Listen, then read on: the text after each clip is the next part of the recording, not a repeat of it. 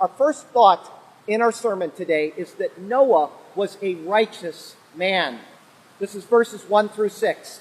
Then the Lord said to Noah, "Come into the ark, you and all your household, because I have seen that you are righteous before me in this generation. You shall take with you 7 of every clean animal, a male and his female, 2 of each animals that are unclean, a male and his female, also 7 of birds of the air, male and female, to keep the species alive on the face of all the earth. For after 7 more days I will cause it to rain on the earth 40 days and 40 nights, and I will destroy from the face of the earth all living things that I have made." And Noah did according to all that the Lord commanded him.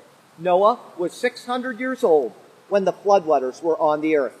Noah was righteous before God in his generations. And what does that mean in the context of the Bible? And what are we to learn from it?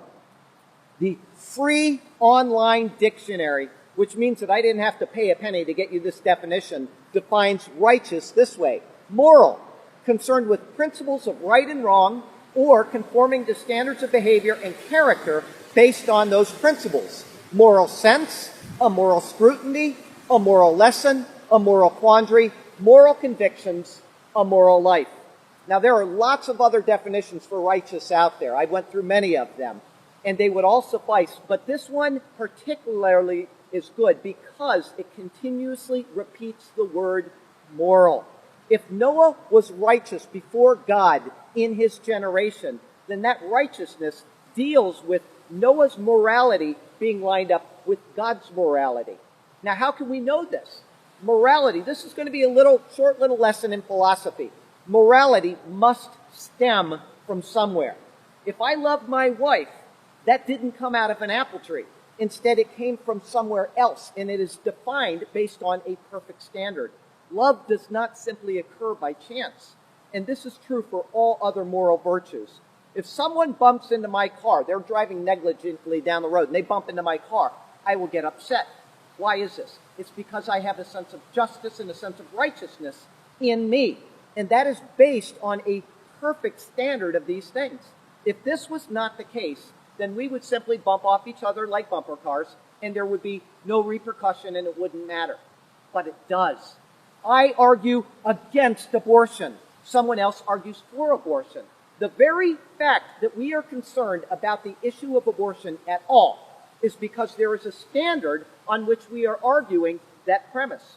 One is closer to the standard and one is farther away from it. But this standard most certainly exists.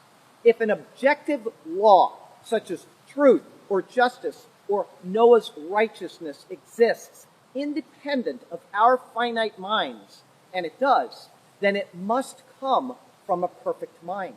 Now, someone else may say, "Oh, I disagree with that. Everything is meaningless in the end." Well, what's the problem with that particular statement? It's known as a self-refuting statement. It's self-defeating, and the reason why is because the statement that they are making is an attempt to be meaningful. When they say everything is meaningless, they assume that you find meaning in their statement. So it's self-defeating in and of itself. So even when we try to get away from meaning, all we do is we demonstrate more meaning.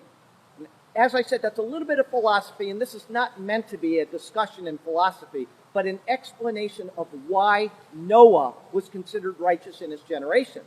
It was because his moral code and his moral standard were aligned with that of the Creator.